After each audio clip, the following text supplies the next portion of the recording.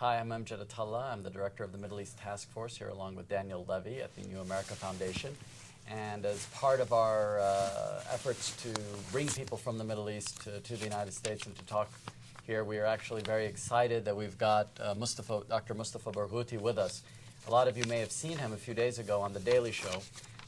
He actually came over in order to be on The Daily Show, which is a first for the program. He's the first Palestinian advocate and Palestinian official to be on the show. Dr. Barghouti is a civil society leader in Palestine. He is also the leader of the Mubadara Party, which is translated into the initiative in English. He is also a presidential candidate who ran in the Palestinian elections and is a member of the Palestinian legislature. So he has a lot of insights to share with us, and he has a lot of followers and fans, and now after being on The Daily Show, probably a lot more. Okay. Mustafa, I wanted to ask you, right now, today, in the U.S. Congress, there's one of those resolutions that seems to be drafted by a coalition of foreign lobbies or what have you. It's just a bunch of talking points taken from a number of the points that have been made by the Israeli government against the Goldstone Report, none of which address the actual content of the report. And they're trying to pass this resolution maybe next Tuesday. Normally when these resolutions are presented, they have the sweeping support among many members of the House, and only the most principled congressmen worried about American national interests are able to hold the line against voting yes on them. What's your take on this? I mean, you're coming from the outside, you're coming from the occupied territory. There's obviously been a lot of expectation from the United States. What kind of a signal do you think Congress is trying to send when it passes a resolution like this? A bad signal. And let me clarify why. First of all, it's really amazing because I have read the content of this resolution, and what it basically says, if you read it carefully, is that how come you, an independent commission of the United Nations, allow yourself not to be biased to Israel? That's basically what it says. That the norm is that everybody should be biased to Israel. The norm is that Israel should be impunitive to international law and should be above international law. And here is a group which is independent, which is professional, that is coming up with a report that is criticizing Israel for violation of human rights, for war crimes, for accusations of war crimes that can reach the level of violations against humanity. And how dare you do that?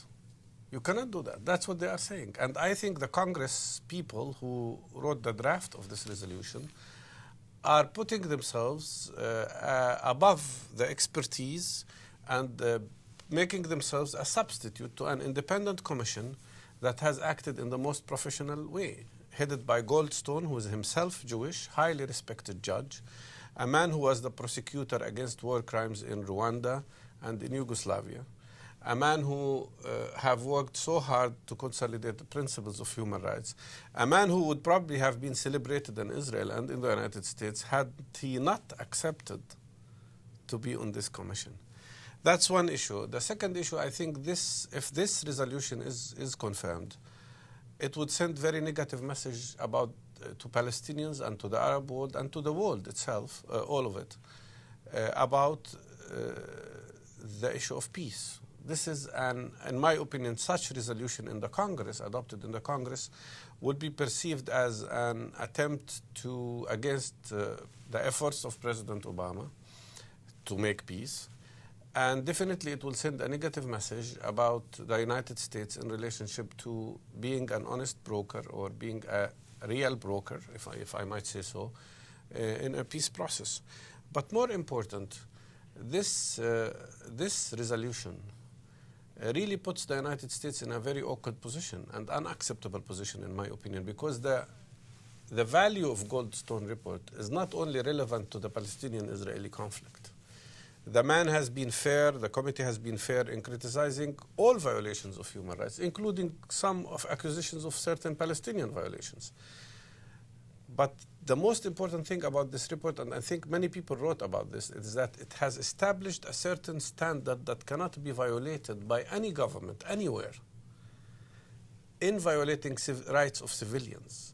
This report sent a signal to the world that any government anywhere, any oppressor anywhere, who violates the rights of civilians and their human rights will be held accountable. That from now on, such violations cannot be allowed not to be accounted for. And what the Congress is saying here with such resolution is that, no, it's okay.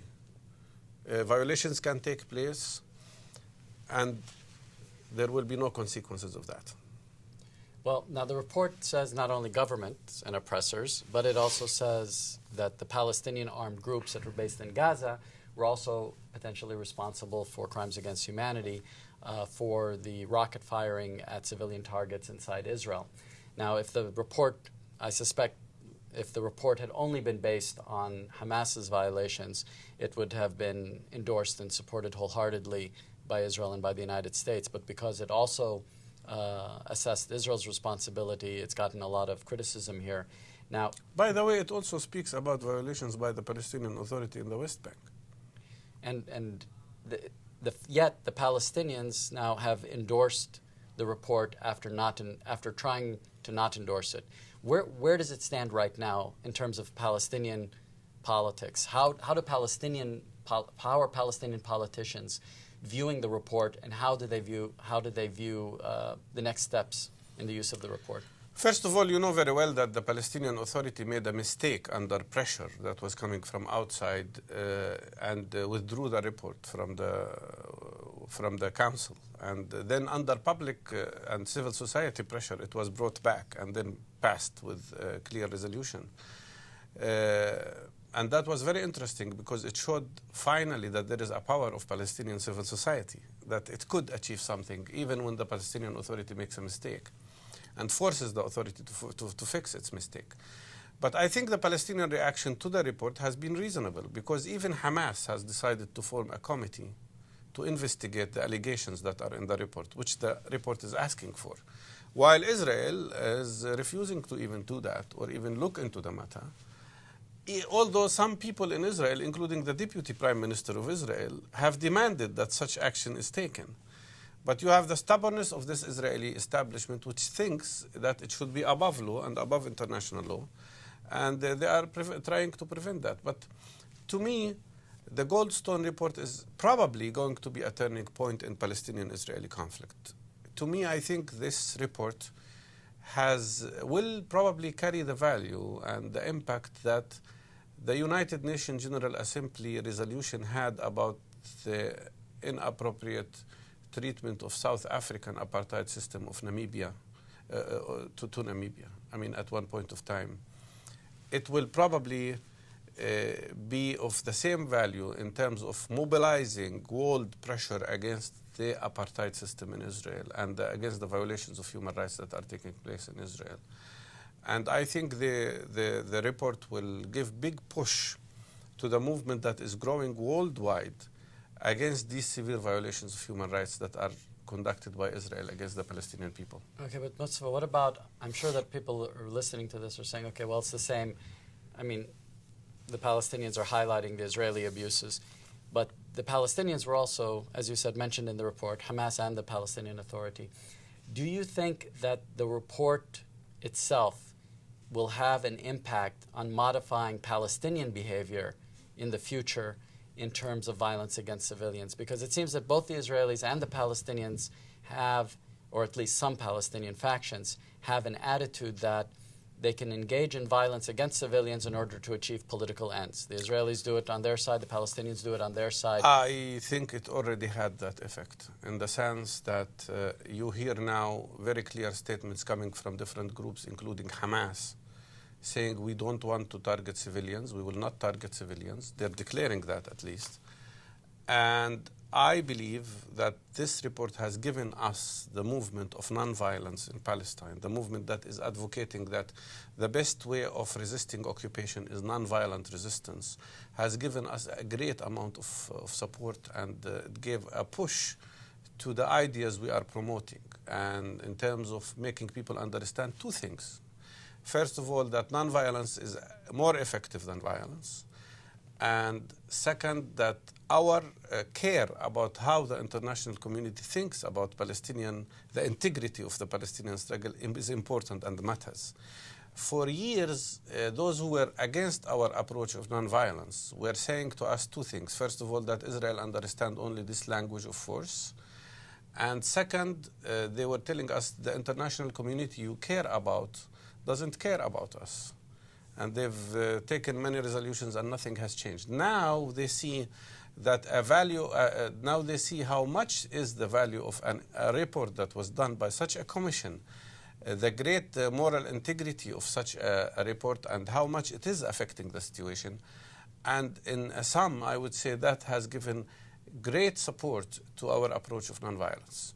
And of course, in convincing, I hope, many groups that from now on, no Palestinian group would be allowed or would turn to hurting any civilian, because no civilian should be attacked under any circumstances. Amen to that.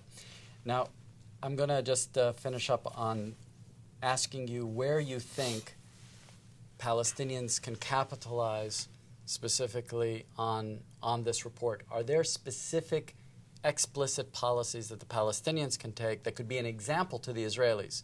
Now, you said Hamas wants to conduct its own investigation. Is the Palestinian Authority government in the West Bank is the PLO going to establish an investigatory committee? That was demanded in the last meeting of the Central Council. Specific actions have been made only by Hamas so far and by the government in Gaza. And I hope a similar committee could be established also in the West Bank.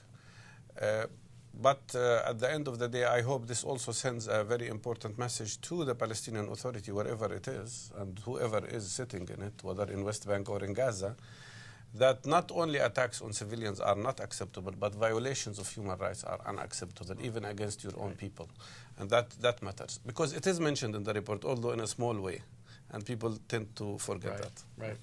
Well, what would be fascinating to see is Justice Goldstone invited to a hearing in Congress to discuss the resolution before it's voted on, and have the congressman actually ask the esteemed judge about the report. I would love to see that. I think that Justice Goldstone would be happy to do it. It would be a great way of the congressman showing their true American values and trust in truth and in discourse.